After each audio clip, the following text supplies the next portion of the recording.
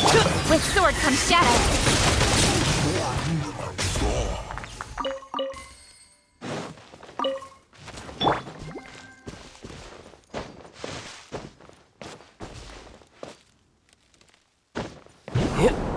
I could get...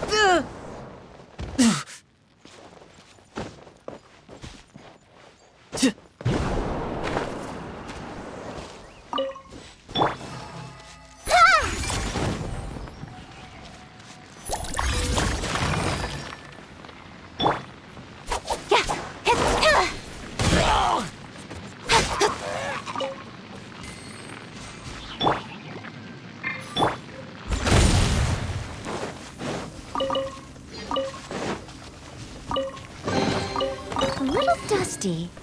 Best give it a spring cleaning.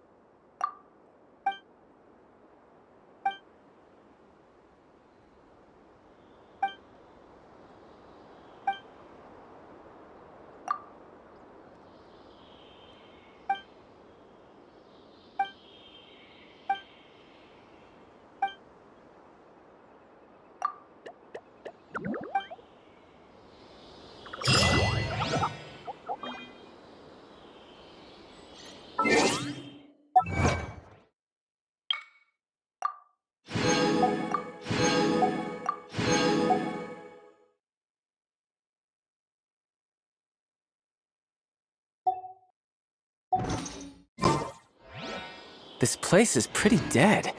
By which I mean, there's nothing to kill.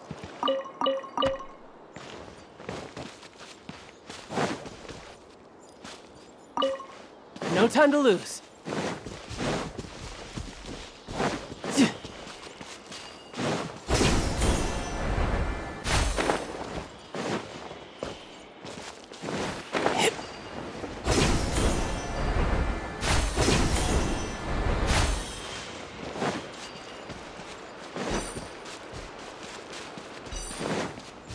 No time to lose.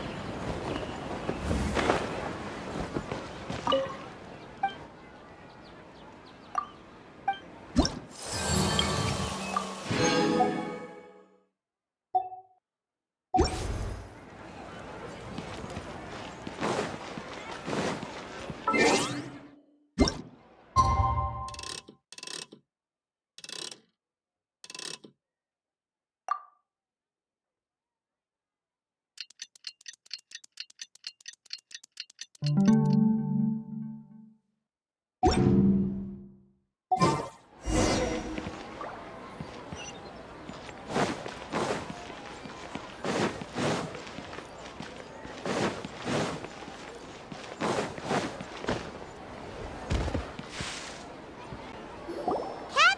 we're here! Oh, you are the other Catherine, right? That's right. I suppose I'm the other Catherine in your mind. Shh! We're on a secret mission tonight, so we need to protect Catherine's identity. Yep, Paimon's right. We cannot fully rule out the chance that the meetup tonight is just a trap. If something were to happen, my existence may be the only trump card we'll be able to play. After all, the academia should still be unable to confirm the existence of my consciousness in the outside world. Yep. Exactly. Just what Paimon was thinking.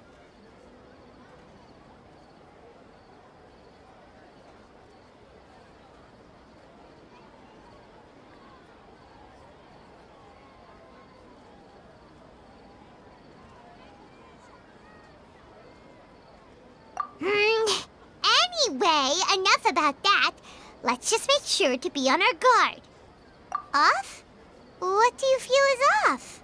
It's the middle of the night. Of course it's quiet. You're not getting paranoid, are you? No, I think she's right. It really is a lot quieter than usual. If you look around, there seems to be fewer people on the streets. I'm not sure if this is the case for the entire city, though. Huh. Maybe it's just a coincidence.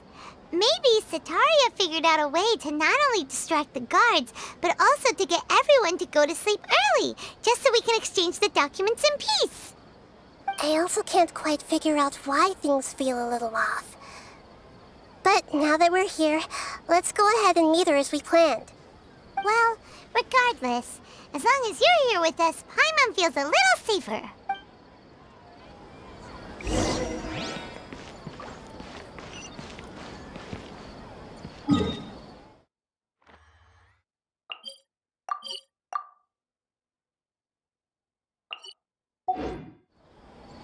Huh. There really aren't many people out right now. Let's hope it'll be this quiet in front of the academia, and that Sataria managed to distract all the guards.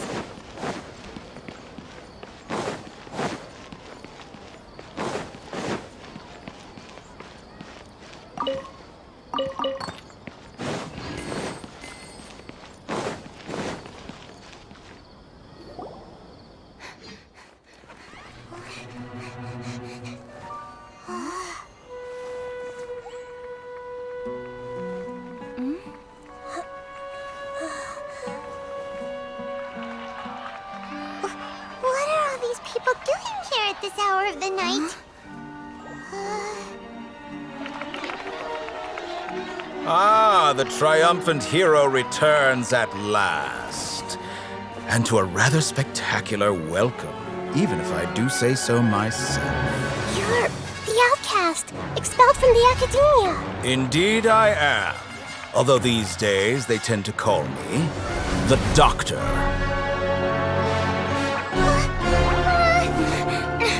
If you're looking for your researcher friend, she has already been taken into confinement. With some basic caution, she could have discovered the listening device on her person.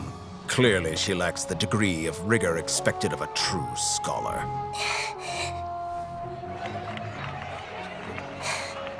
The people of Sumeru City. What have you done to them? I simply made some minor adjustments to their Akasha terminals. Now they can deposit information directly into the subconscious. As you can see, all these lovely people now believe this traveler is a hero who has just saved the world. My experiment is a success. And now it seems they can no longer hold back their sheer adoration. No, what should we do? These are all just regular people. Leave now. You need to get out of here. What? That guy's a Fatui Harbinger! We can't just leave you here! Nor can I abandon the people of Sumeru.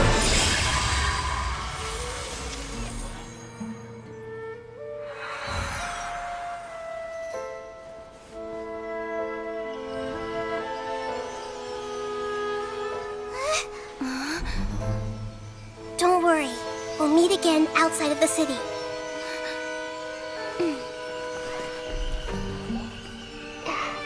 I see. You appear to have overridden their mental faculties with your own consciousness.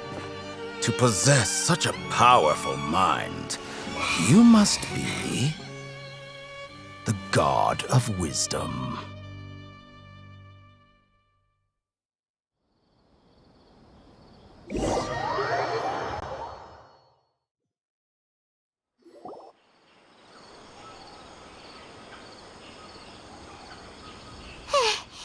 This should be far enough. Whew. Paimon needs to catch her breath first.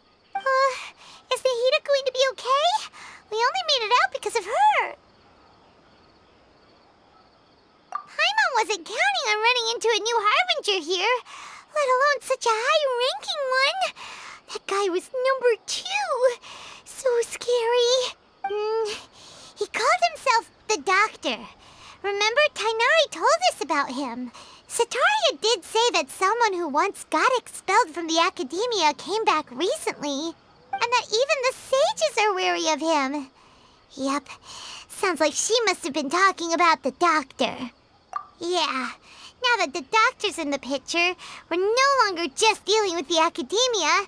They're in cahoots with the Fatui. But what are the Fatui after this time? Another Gnosis? Yeah, things would be a lot easier with Nahida's help. Nahida said we'll meet again outside of the city.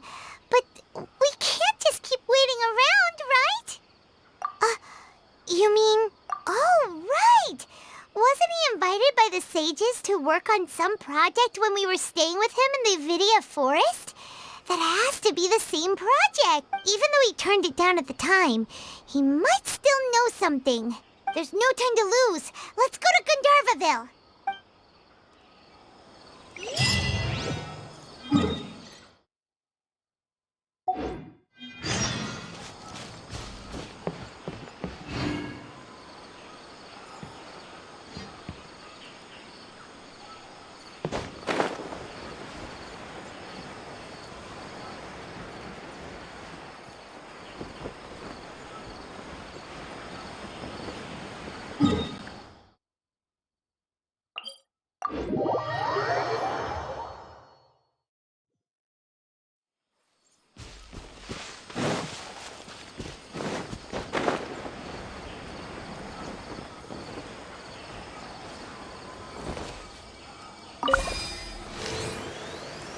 Yeah!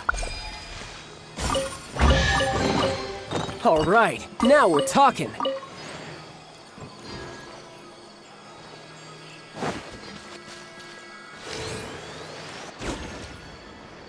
Yeah!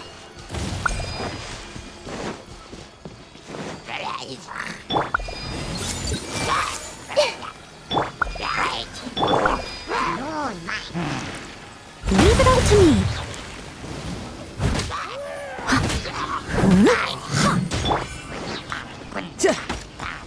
Tidal wave!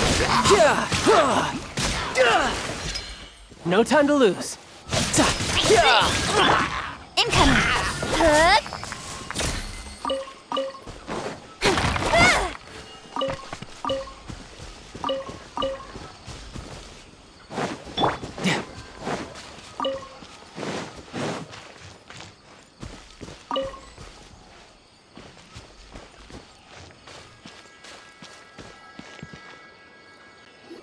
Hold it right there. A blonde-haired traveler and a floating fairy. We've got you, all right. Take a look around. You've fallen right into our trap. Are you mercenaries from the Corps of 30? Did you come here to arrest us? Corps of 30? We're nothing like those government lapdogs who don't even get scraps for their work. We are an elite brigade that commands the highest commission rate in all of Sumeru. We're here on the orders of a client known only as the Outcast. The Outcast? An outcast from the academia? But why wouldn't the Doctor just send the Fatui after us? Still wasting time on idle chit-chat. We'll shut you up soon enough. Get them! You're up, Traveler! Following orders. Steady as stone. Time to clean up.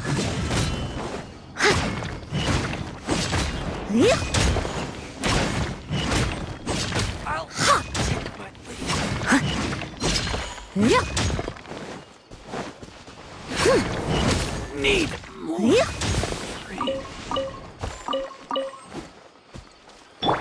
Hey! Take that! Take I see New everything. punching bag.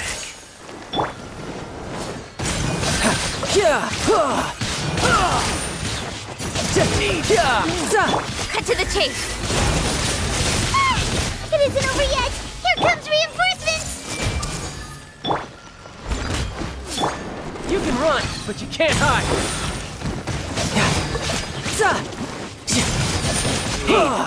You want this?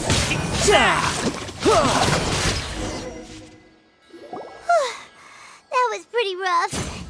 Is that what elite mercenaries are like? Yeah, looks like we'll have to keep our guards up. But this doctor guy seems like a pretty tough opponent. He knew exactly where to set up an ambush. Did he predict that we would try to find Tainari? Going up against smart people is tough. Anyway, let's keep going.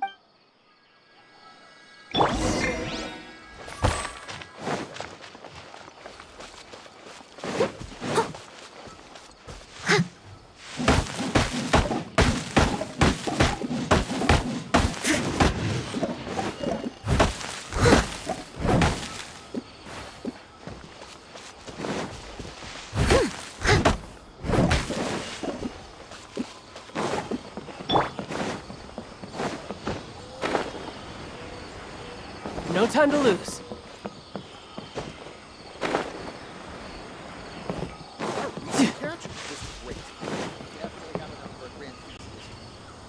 Oh, it's the Traveler and Paimon. What are you two doing back here? Kale, it's nice to see you again. Are you doing all right? To be honest, I'm not doing too well. My Elazar has been progressing at a faster rate lately. I'm finding it harder to complete more intricate tasks. As a result, Master Tainari is taking me off the patrol schedule. He will only allow me to stay here and coordinate other people's tasks. Oh, Kale. Speaking of Tainari, did he go off on patrol? We're here to talk to him. Oh, Master Tainari? He just left the Avidia Forest a little while ago. He was headed to Party's DI. He left? But isn't Tainari always saying that he never wants to leave the Avidia Forest? He even turned down the Sage's invitation. I thought it was weird too. Master Tainari always prioritizes his work as a forest watcher above everything. He almost never leaves his post. He left in a hurry this time, though. No, I only found out that he left through a message he left behind. He also made sure to delegate all his tasks using a schedule. To leave in such a hurry? I'd guess he had something urgent to take care of. Master Tainari originally studied in the Amorta Darshan of the Academia, and Partis DI is something like the Amorta's research base. Many rare shrubs and grasses have been planted there for research. I know that before he became a forest watcher, Master Tainari once spent a long time conducting research at Partis DI. A research base, huh? Gotta wonder what kind of research Tainari just decided to work on all of a sudden. Oh, we don't have a lot of time, so let's go look for him at Party's DI. Don't worry, I'm fine. I'm used to living with Elazar by now. If you run into Master Tainari, please send him my regards. Got it. Will do. See you later, Kale.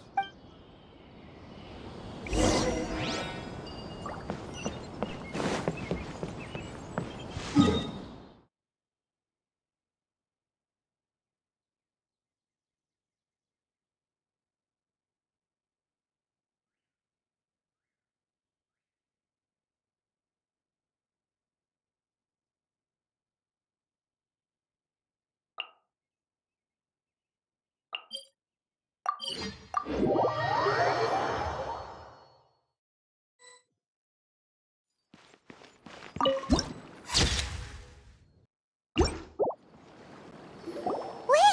Look who it is! Thank goodness you're okay. We were so worried about you. Hey, this was supposed to be a touching reunion, but you're ruining the moment. Actually, it's very smart of the Traveler to be wary of me right now. After all, the Doctor has shown that his technology can apparently even control human minds. Plus, it's not like you could have known what happened after we split up and I was facing the Doctor by myself. Even a pool of stagnant water after a torrential storm can occasionally pass as a patch of sky. Paimon feels like only the real Nahida could come up with such an obscure analogy. Huh? But I wasn't trying to win your trust or anything. All I wanted was to clarify my point. Well, we understand that point now. Please, Nahida, tell us more about what happened. Are those poor people all right? When you left, I was still in the middle of restoring everyone's minds. Thankfully, when the Doctor mentioned depositing information into the subconscious, he didn't mean engraving information into their minds. Instead, he did something closer to creating hallucinations. That was still within my power to fix. Luckily, I managed to finish my restorations and mind jump away from him just as he was about to capture me. Whew. What a relief. The Doctor sure pulled out some hidden cards, but good thing we had Nahida with us. I wouldn't be relieved just yet. I gave away my true identity when I restored everyone's minds, which means we've lost another one of our trump cards. Also, the Doctor is already an expert at modifying Akasha terminals. Maybe it's only a matter of time until he captures my consciousness inside the Akasha. Would that mean you'd no longer be able to jump between minds? Then how do we stop him? He's still at the academia, so it's possible he already started messing with the Akasha. Ugh, it feels like he's toying with us. Plus, the Doctor's combat ability alone is apparently enough to make him worthy of being number 2 of the Fatui. We shouldn't give up hope just yet. Let's try to find another way to attack this problem.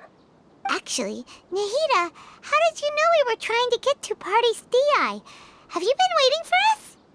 Yes, I have. I can see the Traveler's elemental energy, so I deduced your destination by looking at the direction you were moving in. You didn't come here for sightseeing, right?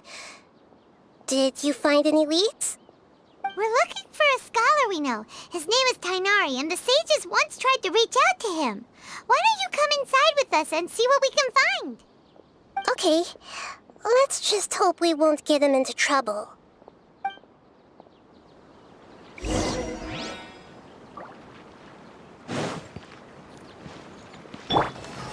The scholar's research seems rather mysterious.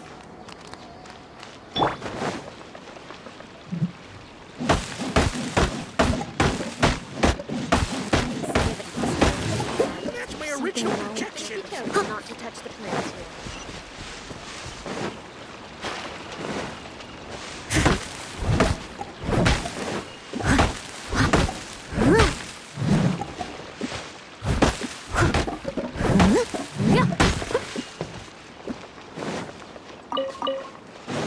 Someone needs assistance.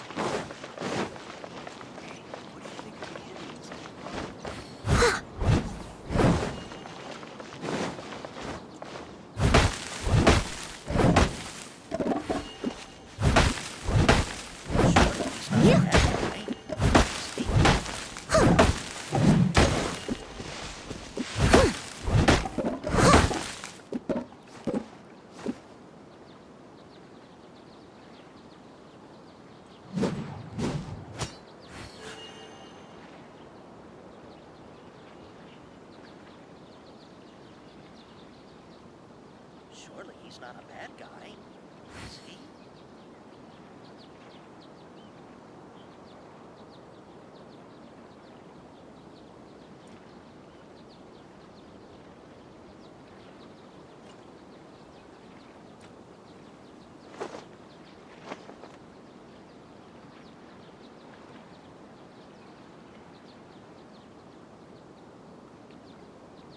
Surely he's not a bad guy, is he?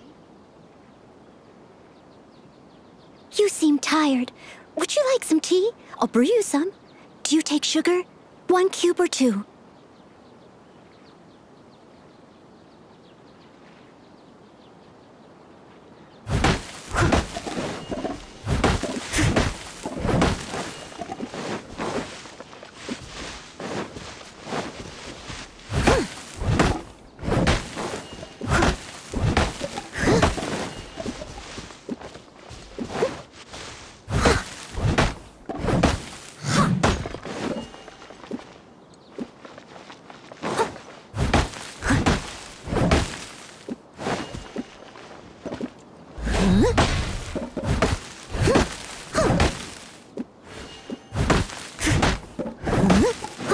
Someone needs assistance.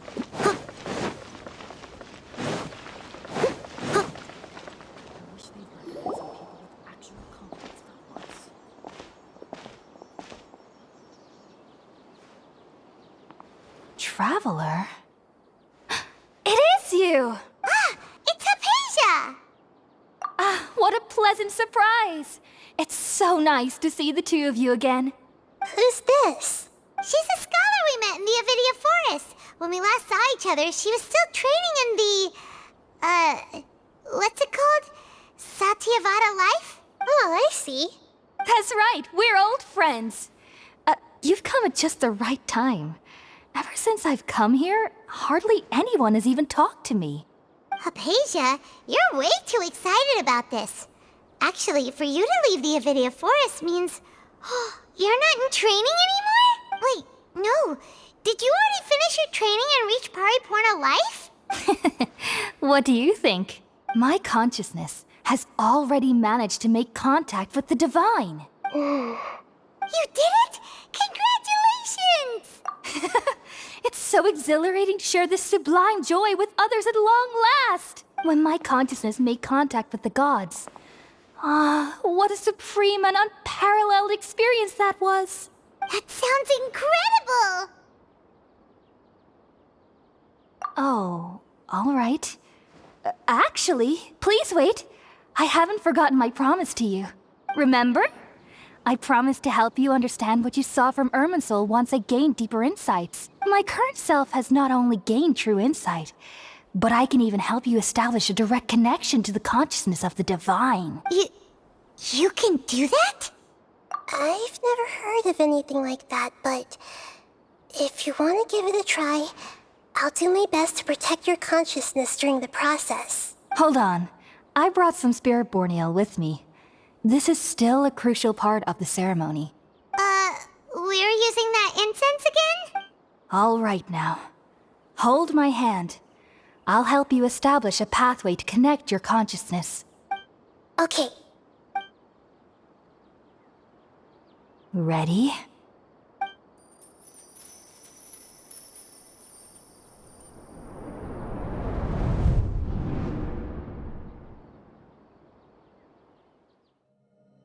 It took 3 betrayals for me to finally understand.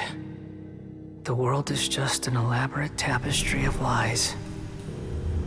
My fury will never be quelled. The first to betray me was a god. My creator. My mother.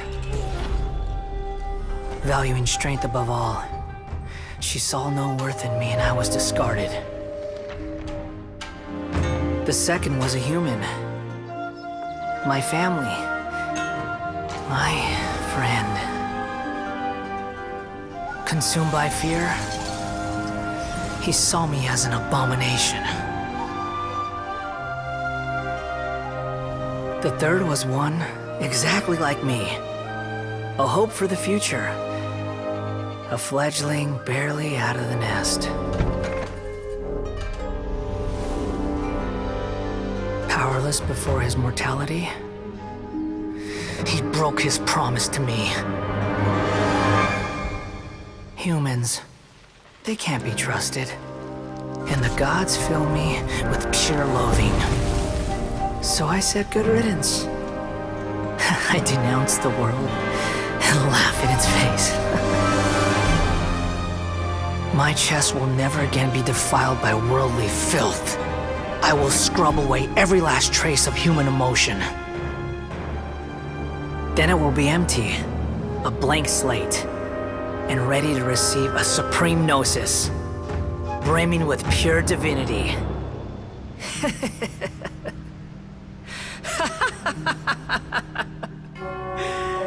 There is no need to fear. The pain will be brief. Your era is coming to an end.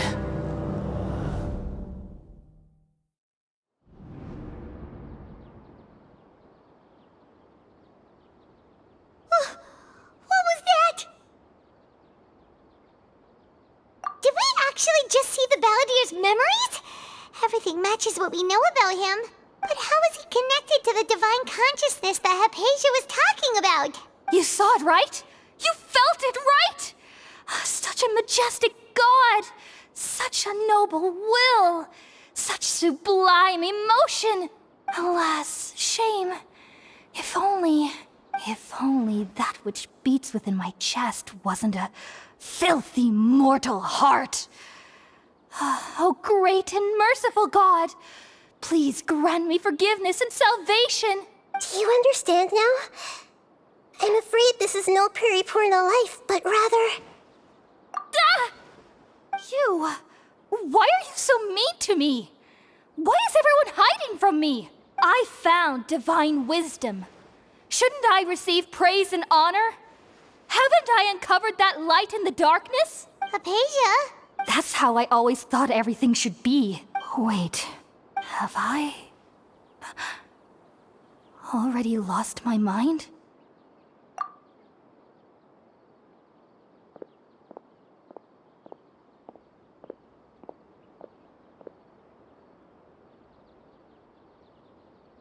Wait, something isn't right.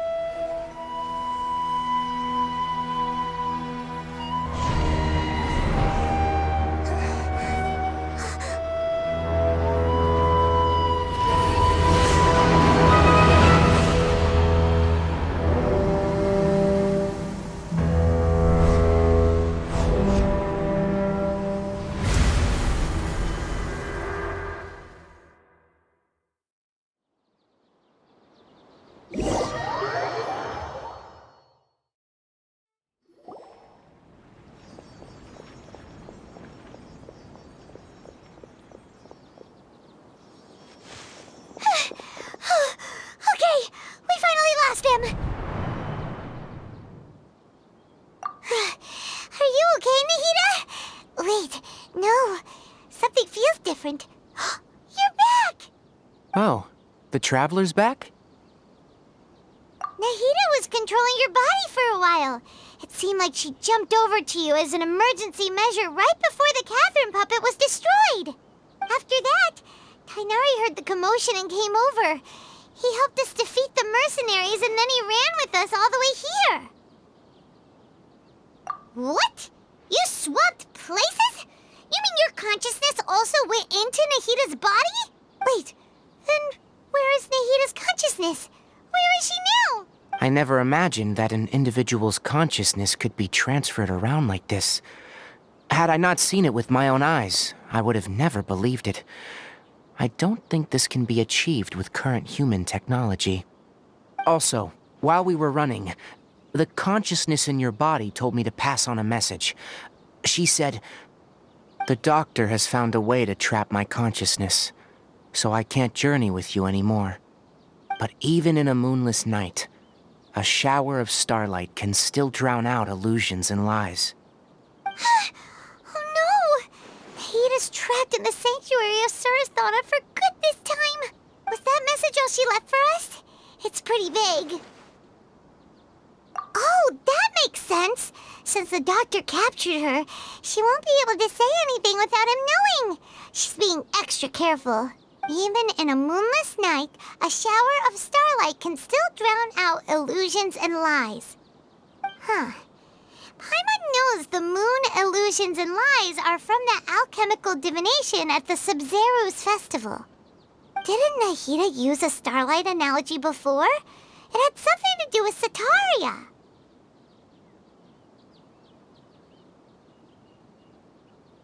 Oh, that makes a lot of sense.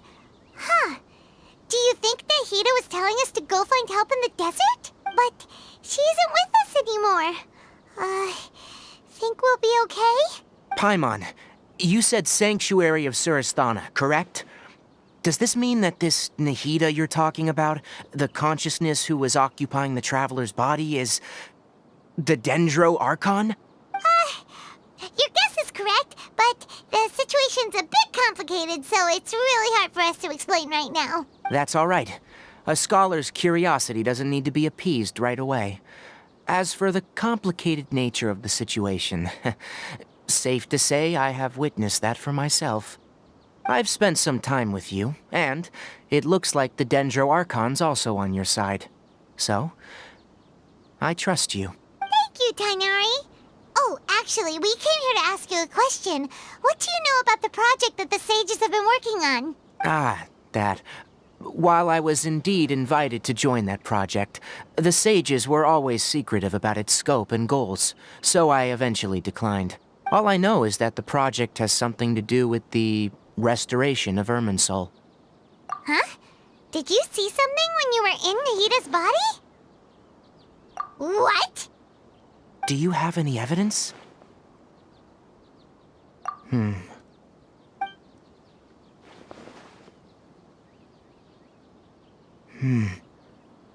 So that's what happened. That explains why Hypatia's symptoms were different from those of the other scholars who went mad. It's because she made contact with the consciousness of a new god who is still in the process of being born. Tainari, did you leave the Avidia Forest because of Hypatia? I did. I noticed Hypatia's mental anomalies, but since her symptoms were rather atypical, I secretly took her to Pardis Di and began searching for a way to return her to her normal self. If I didn't take action, Hypatia would have already been taken by the Matra to the desert, doomed to a life of exile at Aru village. Now that you mention it, I knew the Academia has never thought particularly highly of Lesser Lord Kusanali, but I still didn't expect them to do something as arrogant as creating a new god. Looks like I made the right decision by not accepting their invitation. The Doctor and the Balladeer. We have 2 Fatui Harbingers in Sumeru. Sounds like we're in for a bad time. From your description, I don't think they've completed their project. There may still be room for us to intervene. But then, what is the connection between creating a new god and restoring Irminsul? Yeah, it feels like we're still nowhere close to figuring out the sage's goals. Right. We've pretty much gone over everything we need to know, so we should head out. How about you, Tainari? What are you going to do? I'll stay here for now. I still want to try a few more things to help Hypatia. If you're planning to go into the desert, start by heading for Caravan Ribat. That'll be your fastest route. Come find me here if there's anything else I can do to help. May the spirit of wisdom go with you. Thanks, Tainari. Hopefully Hypatia will feel better soon. We're off then.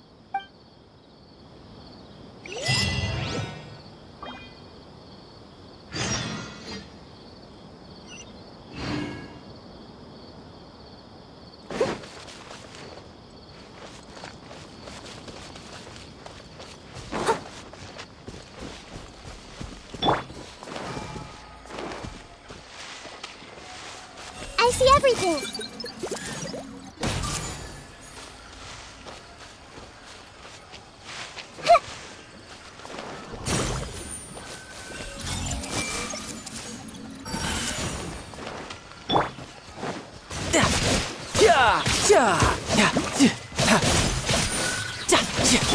I must leave no stone unturned.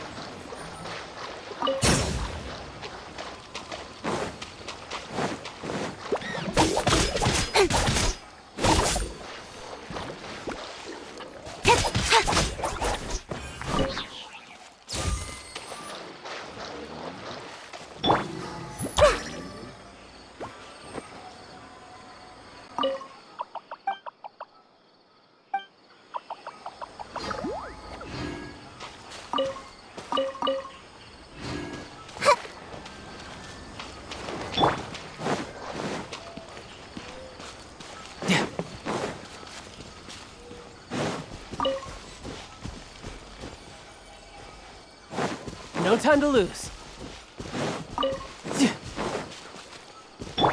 Everyone hold hands.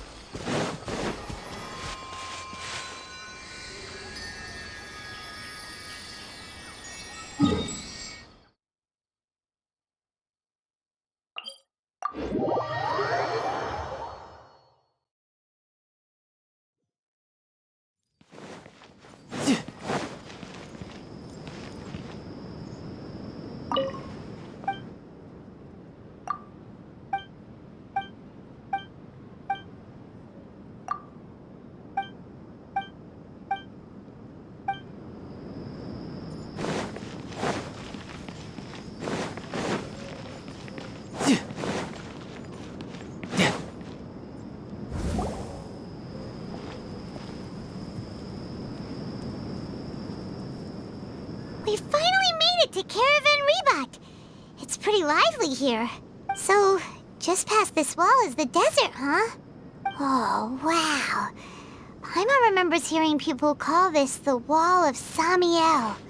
It's made to block sandstorms from the outside. Oh, if it's this tall, it's gotta be the divine work of Greater Lord Rukkhadevata, right? Enough gawking. Come on, follow me.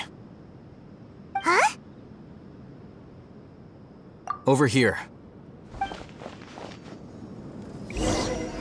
Haytham went that way! Let's hurry up and follow him. Wonder what he's up to.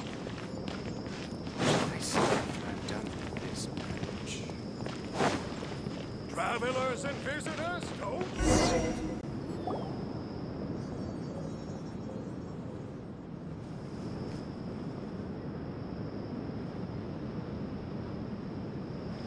What the... Where did she go?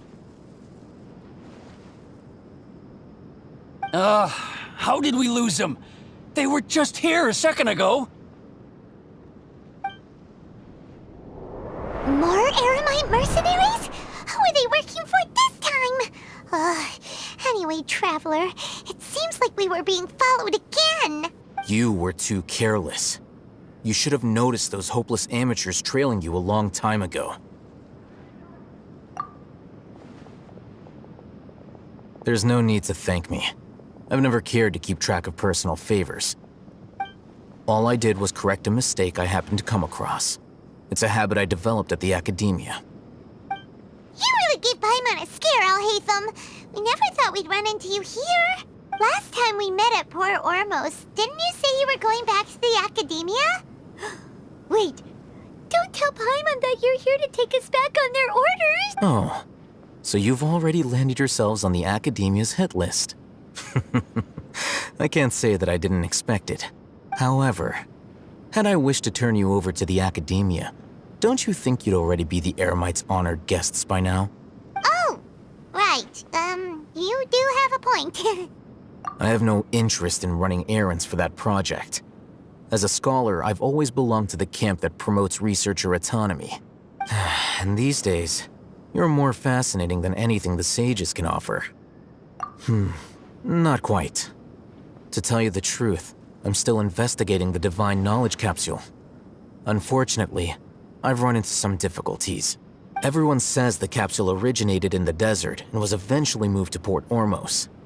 If I am to get to the bottom of this, I must understand how the capsule first came to be. Which brings me back to you, and why you're so interesting. The leader of Ain al-Ahmar used the Divine Knowledge Capsule right in front of you, and upon seeing him, your expression became perplexed, and you were lost in thought for quite some time. To have that kind of reaction, I think you must have realized something. Are you interested at all in sharing what you've been hiding from me? Alhaitham, you really have a ridiculous eye for detail. What kind of person even notices or remembers stuff like that? So that's your answer. Well, I do work for the academia after all. So considering that, it is indeed wise to keep your cards close to your chest. But that does prove you do have some undisclosed information about the Divine Knowledge Capsule. Am I right? No matter. Rather than simply learning the answers from you, I'd still prefer to investigate on my own. Speaking of, you two are also headed to the desert? That's right! We have the same plan as you! But we don't really have any concrete goals at the moment. Then I'd suggest starting with Aru Village. It's the largest settlement in the desert, so it'll probably have more resources and intel than anywhere else. Well, would you like to head there together? It's always better to travel with someone you know. Let's go!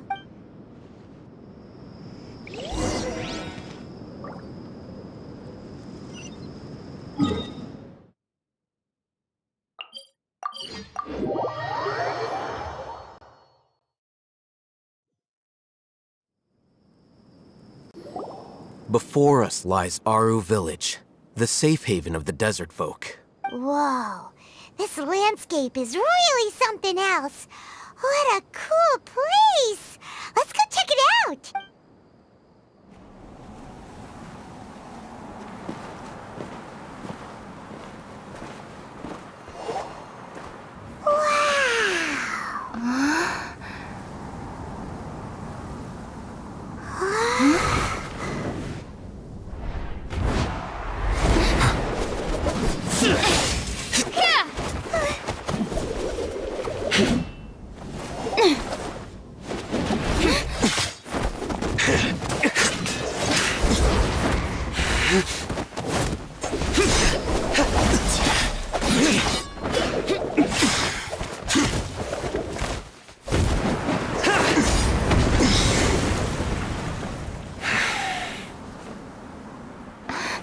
Sign.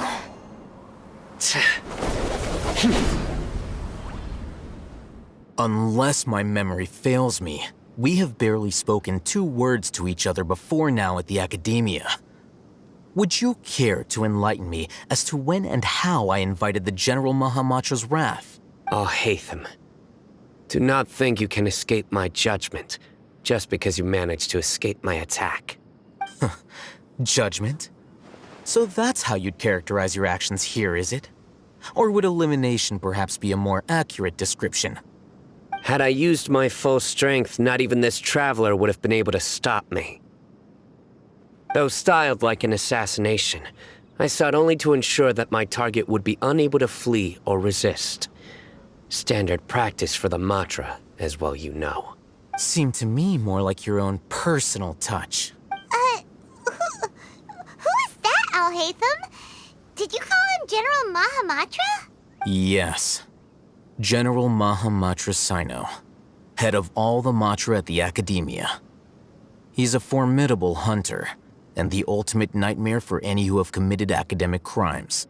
You seem to have placed a lot of trust in Alhaitham, to the point of blocking an attack for him. If I were you, I'd never choose to side with him. I wouldn't believe a single word that comes out of his mouth. I have been pursuing this scribe for a long time. I urge you, stand back and do not seek to defend him any longer. Otherwise, there will be consequences. Has Alhaitham done something wrong? Paimon doesn't think he's as bad as you've made him out to be. I won't waste my breath explaining things. Alhaitham, I saw it during our fight. Take it out. The divine knowledge capsule you're hiding on your person. Unless you want me to retrieve it for myself. Very perceptive of you. Nothing escapes a Matra's senses. Wait, the divine knowledge capsule? Didn't it fall into the Matra's hands in Port Ormos? No wonder you speak with such confidence, Sino. But I must admit, I'm very curious. What does this capsule mean to you? And why, as General Mahamatra of the Academia, are you all alone in the desert? As far as I'm aware, the other Matra have been speculating about your disappearance. Have you been given a mission that's, let's say, morally dubious? If I was the real target of your mission, what was stopping you from simply using your authority and resources to judge me within the walls of the Academia? I should have known you'd be difficult to deal with. You two? Ugh! What you would do, Traveler? Paimon feels like we can't trust either of them! Ahem. Well, look at you two, acting all tough and self-righteous over there. Wait, Dia? Great! Finally, someone that we can trust! You gotta help us out here, otherwise these two are gonna start fighting again! Yeah, sure looks that way. Two giants from the Academia duking it out once and for all. Not something you get to see every day, that's for sure. Listen, I know you academic types love to fill up your big brains with self-righteous morality and lord your empty rules and virtues over each other. But how dare you bring your petty disputes into the safe haven of Aru Village? It seems like someone's gonna have to beat some sense into your thick skulls until you finally learn to respect these grounds.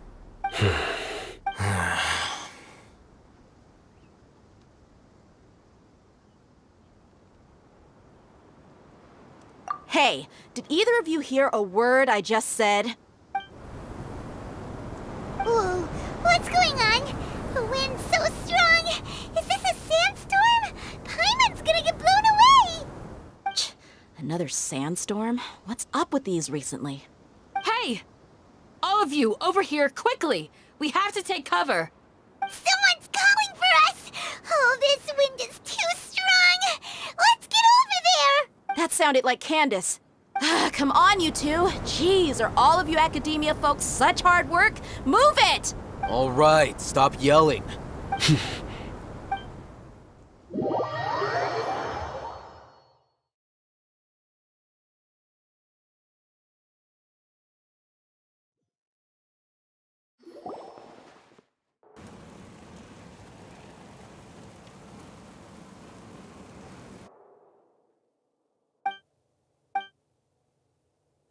Well, this is pretty awkward. Hey, wanna play sardines with 3 people who wanna tear each other limb from limb? Sure, why not? Sounds fun. The air is so thick and heavy. Paimon can hardly keep floating anymore. My sincere apologies, everyone. This is the home of our village chief. I will have to ask you to make do with this small room until the sandstorm dies down. Please, let me introduce myself. I am Candace, protector of Aru Village. Our savior has come at last! nice to meet you, Candace. The name's Paimon. Thank you so much for helping us. There's no need to thank me. It's only right to help each other when the weather gets rough. Wow, she's so gentle and caring, like a nice older sister. All right. Now that we're all better acquainted, we should return to the topic at hand. As a guardian charged with the responsibility to protect my fellow villagers from harm, I was observing your conflict from afar, even before the sandstorm started. And now that you have set foot within our village itself, it is all the more my responsibility to make absolutely sure that you pose no threat whatsoever to us. So please, have an honest and sincere conversation with one another, and put your hostile feelings to rest. If anyone dares to start anything again while they are under this roof, I will not hesitate to send them out for some quality time with the creatures of the sandstorm. Oh, on second thought, Paimon may have misjudged Candace's character. And that goes for you too, Miss Dia. Do I make myself clear? All right, we got it, Candace. That's what I like to hear. So, which of you will begin? I was supposed to be a mediator, but I might have gotten a little too involved just now. Anyway, one of those two should probably start talking. Wait, that was you trying to be a mediator? I have nothing to hide, so there's no shame in explaining myself. While Al-Haytham wasn't wrong about the other Matra not knowing my whereabouts, it's not because I've been assigned a morally dubious mission. Rather, I've chosen to exile myself. Huh? Exile yourself? A little while ago, I discovered that there was data missing in the Academia's project planning and development files. What little they did report clearly did not match the project's actual progress. As General Mahamatra, I had the responsibility and authority to request an audit. However, to my surprise, the person responsible for the erroneous data was none other than Grand Sage Azar himself. I tried to investigate the issue myself before submitting a formal audit request, but I soon found that all leads and potential pieces of incriminating evidence were carefully concealed from me. I began to realize that they were cautious of me from the very beginning. Unsurprisingly, the Grand Sage rejected my audit request as soon as the submission reached his desk. He even said to me, "The power of the General Mahamatra is granted by the sages. You have no right to judge us." So they really are up to no good. I realized then that to the Grand Sage, the Matra are nothing more than tools for the sages to assert and maintain their control over knowledge. The vows that we took, the principles that we strive to uphold, they are meaningless to the academia of today. I believed it would be wise to flee the academia before the sages had a chance to take action against me. This way, they can no longer see nor predict my actions. I will never give up on this investigation. There's no need for someone else to give me power or authority. Once I find the truth, I will administer judgment by my own name. Sino seems to have the same goal as us. We're all investigating the sages. Plus, now that he's no longer the General Mahamatra, he somehow feels a lot less scary. Well, Sino, if that's your story, then why did you see Al-Haytham as a target?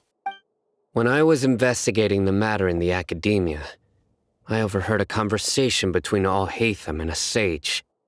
The sages asked you to investigate a blonde-haired traveler. Do you dispute this, Al-Haytham? What? Like many parts of the project, this assignment was undocumented. Now throw in your suspicious behavior with the divine knowledge capsule, and I think we deserve an explanation. Yes. I was indeed tasked with investigating the traveler. Al-Haytham! After all, the promised reward was so great that hardly any scholar could have refused. The sage told me, once you've completed this assignment, I can give you a glimpse of divine knowledge. A most enticing offer. Unfortunately, those academics don't know me at all. Their words contained one key piece of information. Namely, that divine knowledge indeed exists. That gave me all I needed to know. From my perspective, the sages are far from trustworthy. Think about it. Isn't it a little strange they're so willing to share divine knowledge with anyone, even as a reward? So, I began my own investigation following the lead of the divine knowledge capsule. In the end, I realized my wisdom in committing to this rather than collaborating with the sages. Had I been less guarded, I probably would have ended up like that Ain al-Ahmar mercenary, incapable of remaining sane for long enough to hold a conversation. You mean that the sages originally planned to dispose of you, using one of those capsules that drive people insane? I'd already given up on the assignment by then. I only told the Academia I was waiting in Port Ormos for you to appear so they wouldn't suspect anything. So it came as quite a surprise when I encountered my erstwhile target while investigating the Divine Knowledge Capsule. Criminals do love to talk about coincidences. Even though I ran into the Traveler by chance, I had no intention of providing assistance to the Academia. Also, you should remember, you were the ones who decided to follow me and strike up a conversation after I left that tavern. That's true. Alhaitham helped us out at Caravan Rebat as well. Maybe he's telling the truth. I'm willing to apologize if that's worth anything to you. I took the Divine Knowledge Capsule behind your back because I judged its existence to be a significant risk. I felt that it would be best for no one to interact with it before it had been properly studied. After all, curiosity often proves to be the most dangerous thing in this land. You should be well aware, Scribe Alhaitham, that curiosity can also lead you to danger and suspicion. Answer me this. Did the sages share any information about their project with you? Have I not made myself clear? You and I are both distrusted by the Academia. Do you really think they would tell me anything? Fine. Although you haven't completely proven your innocence, I won't regard you as an enemy, for now. As you wish. Good. I'm glad to see you two clearing up your misunderstandings. And now you, Dia. I believe it's your turn. Oh, sorry. Whatever the boys were talking about must have been so boring that I spaced out. My situation is pretty straightforward. My employer, Dunyarzad of the Homayani family, is friends with the Traveler and is currently recovering from her illness at home. I had nothing going on, so I decided to return to Aru village for a visit. I was actually looking forward to a pretty exciting time getting back together with everyone here. But then I saw these two random guys in the middle of a pointless argument. It ticked me off, and things went downhill from there. Is that all? Well, I will admit that definitely sounds like your style. In that case, welcome back, Dia. That's more like it. I missed you all so much, Candace. Whoa! What was that sound? No need to worry. Now that you're no longer at each other's throats, please make yourselves at home. I'll take a quick trip outside to clear out some of those creatures in the sandstorm. Creatures? In the sandstorm? Are you sure you don't want some backup? Fighting in a sandstorm is not for the faint-hearted. Anyone without extensive training in these conditions is at a disadvantage. You needn't worry. Yeah, just leave him to Candace. Don't worry, she's as tough as they come.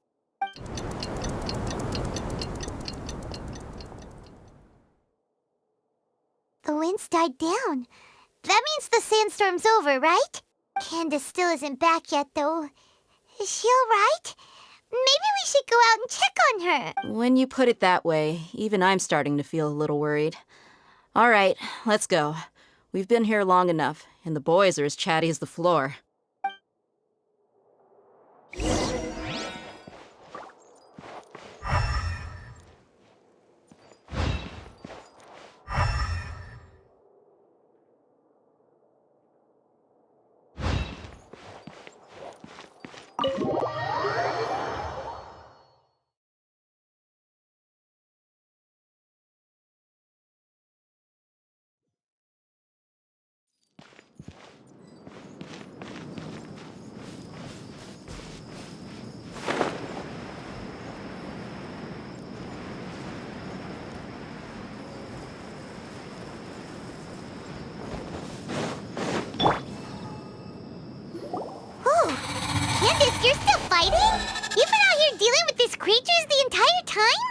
Yes. They just keep coming in waves. I've lost count of how many I've defeated. Before I realized it, even the sandstorm had stopped. Ah! Here comes another wave! Leave this round to us. I got interrupted earlier, but now I have something to take my anger out on. It's been quite a while since I've seen the Flame Mane in action. I'll leave these to you then. I'll be sure to put on a good show. Let's go! Leave it all to me. I see everything.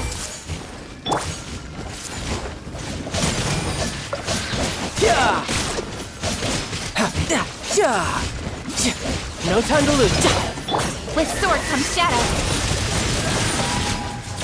Speed of light.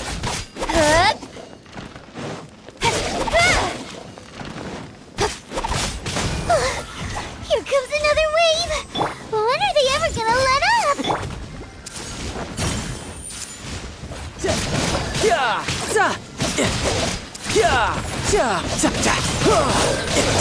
Brace yourself. This is gonna hurt. Don't blink.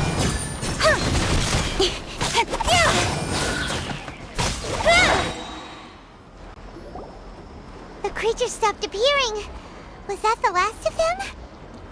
What we fought just now was probably the aftermath of the sandstorm. So we should be safe for the time being. Well fought, everyone. No injuries, I hope.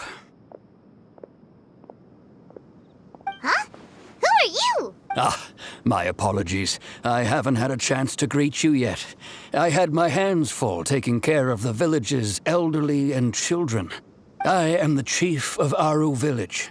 Everyone usually calls me Uncle Anpu.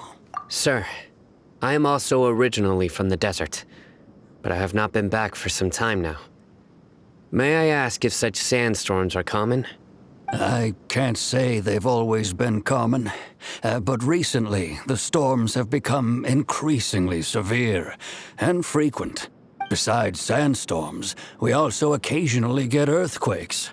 According to an investigator who stayed in the village a while ago, these unusual natural phenomena are related to the withering of Irminsul. Another effect of Irminsul's withering. So, Irminsul's withering causes withering zones in the forest, and sandstorms and earthquakes here in the desert? Everything in the natural world is inextricably connected to Irminsul. These regional symptoms can indeed be a reflection of Irminsul's present state. Everyone in Aru village needs to take good care of themselves. Speaking of which, why haven't I seen a single village keeper since I got here? Village keeper? Who are they? Village guards like Candace? Does your curiosity know no bounds? Village Keeper is how Aru village refers to mad scholars exiled here by the academia. Most of them are scholars who lost their sanity after a period of training in the Avidia forest. The academia believes that their crazed mutterings may have a negative effect on the psyches of other scholars. So, they're forcibly exiled to the desert. Though if you ask me, it's all a boatload of nonsense. Alas, that's exactly what we've been trying to investigate. One by one, the village keepers have been mysteriously disappearing without a trace, but no one in the village has ever seen them leave. If you're planning to stay around the village for the next few days, I'd appreciate it if you could keep an eye out for them. I've had encounters with those people in the past. I'll see what I can do to help. The Matra are the ones responsible for their exile. Now that you're no longer with them, are you trying to alleviate your guilt and atone for your past sins? I'm fascinated by how you think. Mock me if you will, but if you are guilty, I will eliminate you, regardless of my position or identity. Oh, you're the former General Mahamatra. You must be an expert in these kinds of investigations. Thank you for your help. Is it because you're reminded of Hypatia? Oh, these poor scholars. First they lose their sanity, now this! We need to help get them back home, safe and sound. But, Is it really a good idea to tag along with Sino? You seem like you really don't trust him. I'll be grateful for the assistance. No doubt you will do a better job than some of my former subordinates. Let's start by finding a spot to share what we know so far.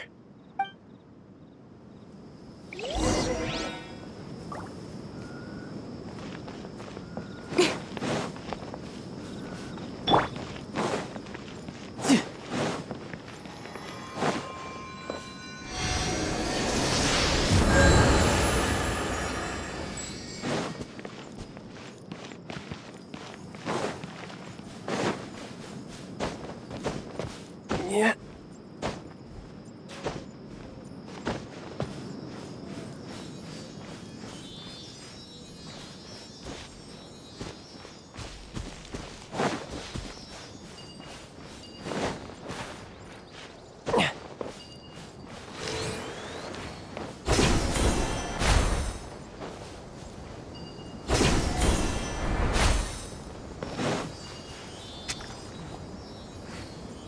No time to lose.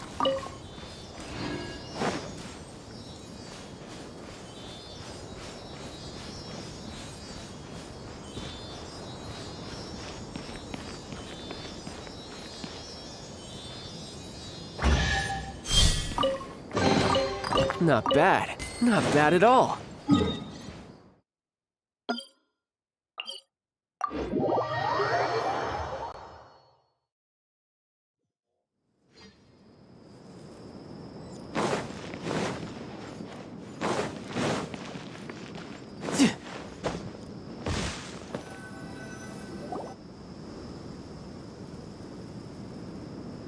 Although I've sent myself into exile, I'm still doing essentially the same things as before. Do you still have any questions for me before we start our investigation? One of my former subordinates told me that this title has its origins in a strange incident. The Academia has long exiled mad scholars to Aru Village. A mysterious phenomenon exists here. When mad scholars first arrive, they are as incoherent and deranged as before. But after spending some time here, they invariably begin to calm down. Initially, the people of Aru Village greatly resented having to take in the mad scholars. But a strange incident one night changed that. Aru Village was struck by the strongest earthquake in living memory. Seeing buildings on the verge of collapse all around him, the then chief of the village was preparing to take everyone to safety. Suddenly, he noticed a mad scholar crouching in a corner, caressing the ground with his hands. A soft, green light radiated from him, like a divine glow against the backdrop of night. Despite the powerful tremors that ripped through the ground that night, all the houses remained upright, almost as if they had grown roots reaching deep into the ground. In the end, not a single building collapsed, and no one was hurt. After that, the people of Aru Village treated the mad scholars with greater kindness, and began to refer to them as the village keepers. A soft green light? A mad scholar protecting Aru Village? Paimon thinks so too. Actually, Sino, do you know if any of the mad scholars continued to wear their Akasha terminals at Aru Village? In theory, they would continue wearing them so the Academia could still monitor their activities. With that said, the main Akasha system would no longer have any interaction with them. Oh, no wonder! Everything makes sense then! Add in the fact that they calmed down, it was probably Nahida who calmed them. If you are able to draw a conclusion from this one story alone, then it appears you possess much more information than I do. So, what do you make of the story? Really? Lesser Lord Kusanali. What? You don't believe us? Lesser Lord Kusanali was definitely using the Akasha to give her power to the mad scholars! No, it's not so much that I don't believe you. I'm just struck by your reasoning. Lesser Lord Kusanali, the current Dendro Archon. Is she really active in Sumeru? The Academia has always placed far greater importance on the late Greater Lord Rukkhadevata. They've more or less ignored Lesser Lord Kusanali, and I've never had any reason to doubt their views. In addition, I've never heard any stories about Lesser Lord Kusanali and her deeds. To me, she might as well have been a god that never existed. No way! Nahida definitely exists! She's a... How should Paimon put it? She's a good Archon who's kind and wise, even if she says weird stuff sometimes. I've spent many years interrogating criminals, so I can easily tell when someone is lying. Good! Then you should know that we're telling the truth. That look in your eyes. I've never seen that from a liar.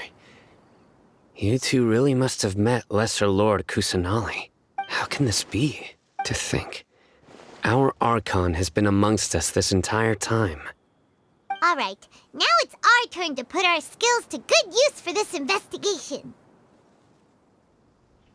But easier said than done, especially since we don't have any leads. Maybe we can start by knocking on some doors. Excuse me, are you here to help me find my grandpa? Huh? Who are you? By the sounds of it, a resident of this village. My name is Isak. You'll help me find my grandpa, right? Is your grandpa a mad scholar? Hey, don't say that. Grandpa is just Grandpa. Why do you have to call him that? It's not like he's a bad person or anything. The person you're referring to is not a local, yet you are. Why do you call him Grandpa? Grandpa is just Grandpa. He's my family. I heard everything you said to the village chief. Please, you gotta take me with you. I want to find my grandpa. I swear I'll help. I won't be a nuisance. Ah, so you're the one who was eavesdropping on us around the village chief's house. I was planning to go out and take care of whoever it was, but I had a vague feeling that they didn't harbor any ill intent. Whoa. Ethan wasn't kidding about Matra having sharp senses. Sino, he's just a kid. All he wants is to find his grandpa. Let's find a way to help him. Sorry. I was only listening in because I wanted to know where Grandpa went. Honest. If you don't believe me, you can ask Miss Candace. All right. But first, let's confirm the facts with Candace.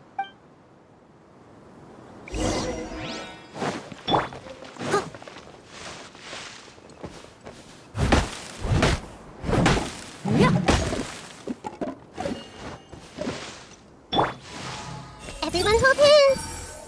Grandma, is King Deshret really gonna come back from the dead?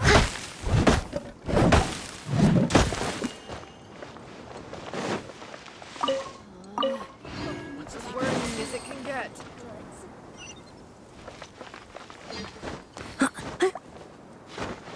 Oh, of course not. It's all about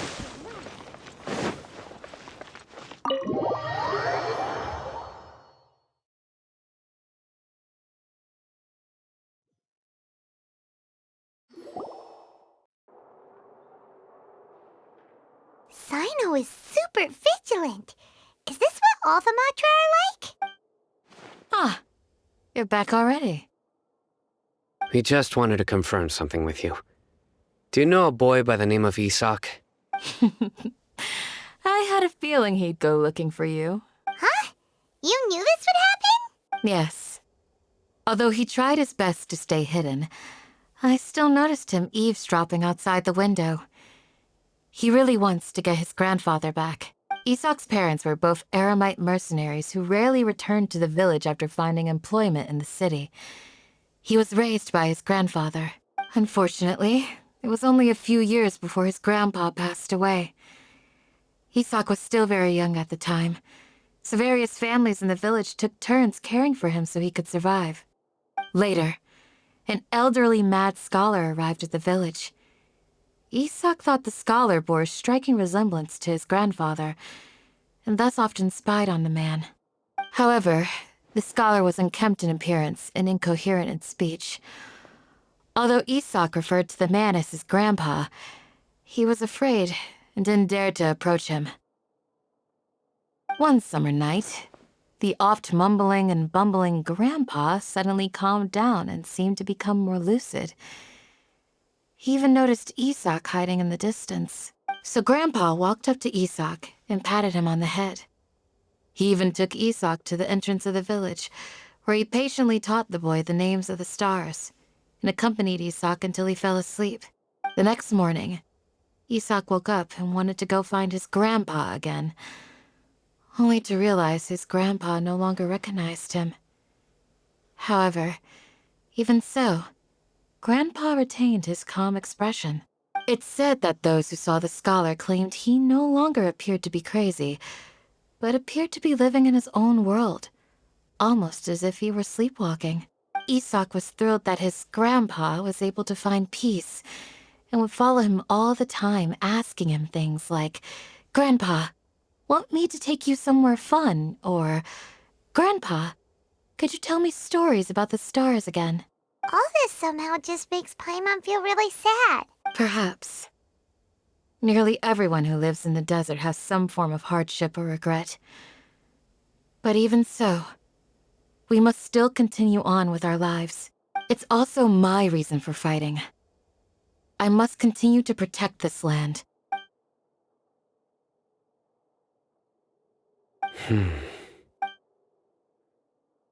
Maybe the people have always had a considerate god watching over them. Huh? What did you say, Sino? No, nothing. As long as Esau keeps his word and doesn't get in our way, we can take him along. Perhaps you are more compassionate than I gave you credit for. Please accept my thanks on Isak's behalf, Sino.